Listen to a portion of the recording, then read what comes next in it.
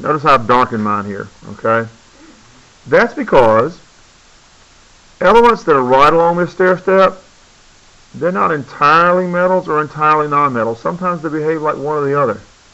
The ones on this side are most of the time nonmetals, but not all the time. Okay? So, boron, silicon,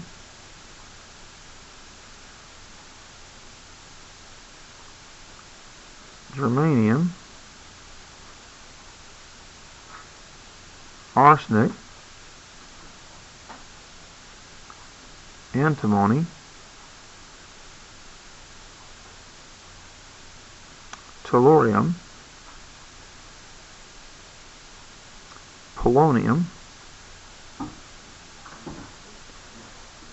Everything that touches that stair step on two sides except for what's right here, those are all the metalloids.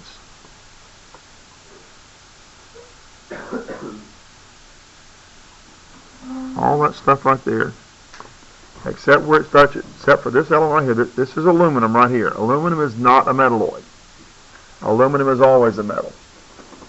Okay?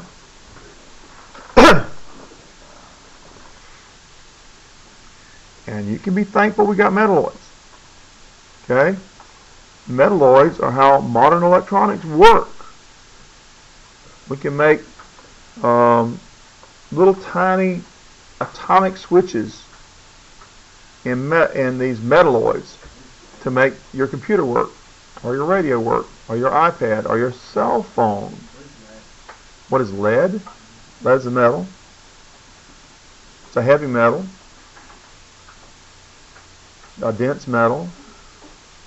Okay? Alright. Now here's the problem. I said this is going to be kind of funky. Remember up here a while ago in this last one we moved helium over there? Well, we're talking about metals and nonmetals. Hydrogen doesn't belong here. If we're talking about metals and nonmetals, hydrogen belongs here. Huh? Because nature doesn't always cooperate with our interest in having nice, neat, organized stuff.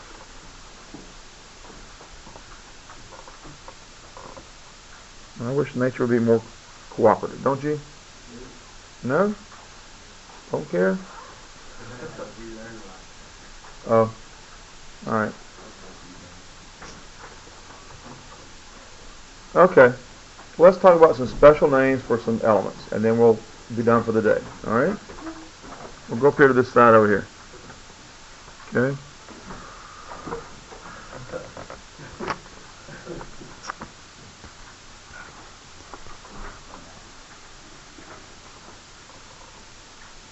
Alright? Hey, we're going to leave out hydrogen here, but everything else in this column, we're going to give it a special name.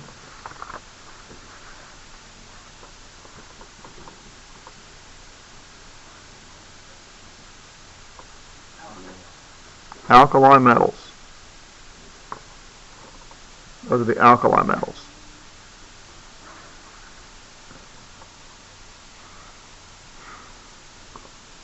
And the column right next to it sound a lot like it, so it's really important that you spell these right.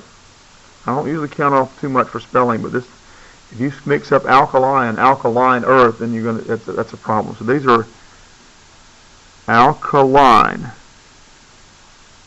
earth metals. Alkaline earth metals.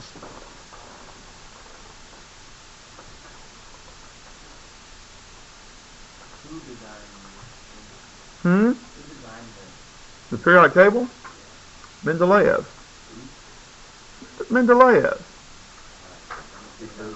He's the Russian mountain man scientist. Yep. Alright, let's go over here to this side, right here next to the last one here.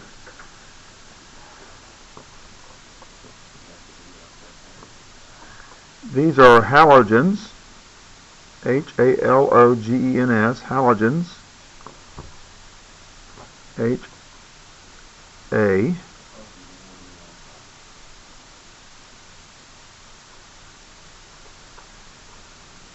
I bet you already know what these are called. Noble gases.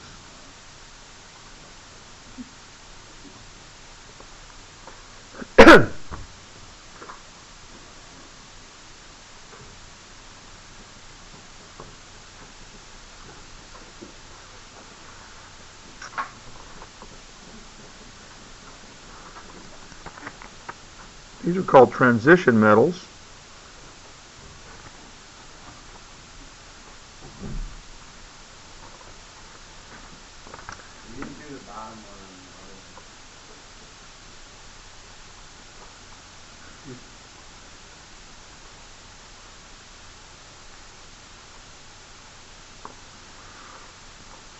Oh, you mean as far as metals and non-metals? The bottom part down there are metal, part of the metals. I'll go back to that in a second as soon as everybody has a chance to copy down this.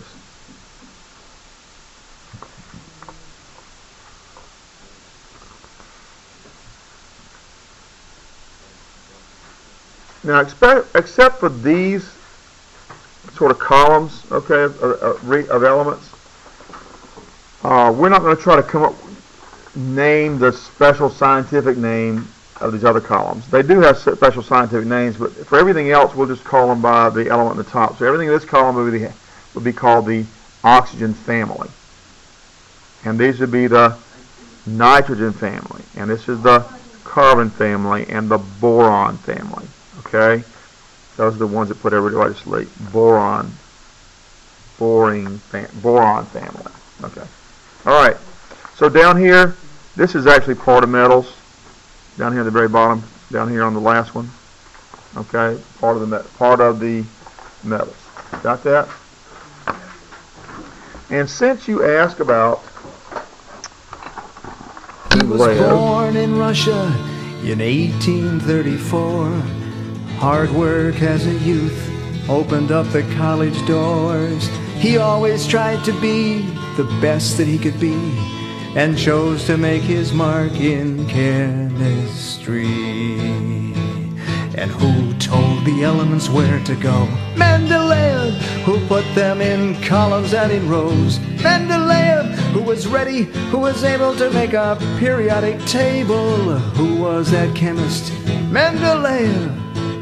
He wondered if nature really had a master plan, if the elements had a pattern that one could understand. So he bought a bunch of cards, and on each one wrote the name of an element and its weight, and then he played the game. He put them all in order by their atomic weights.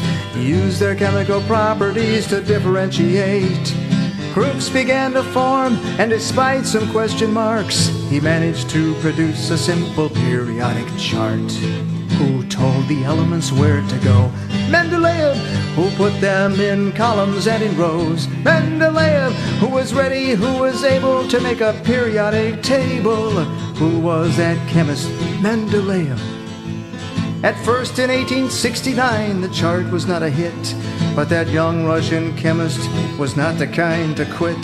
He revised atomic weights and staked his whole career, predicting that several new elements would appear. Oh, a few years passed, and sure enough they came. Gallium, scandium, germanium were their names. Chemists everywhere were impressed with what they saw. There really must be something to this periodic law. And who told the elements where to go? Mendeleev, who put them in columns and in rows. Mendeleev, who was ready, who was able to make a periodic table. Who was that chemist? Mendeleev. So they call him the father of the periodic table, and his work gave rise to another kind of label. It's the name for element number 101.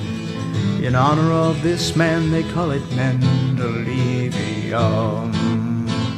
And who told the elements where to go? Mendeleev, who put them in columns and in rows. Mendeleev, who was ready, who was able to make a periodic table. Who was that chemist? Mendeleev.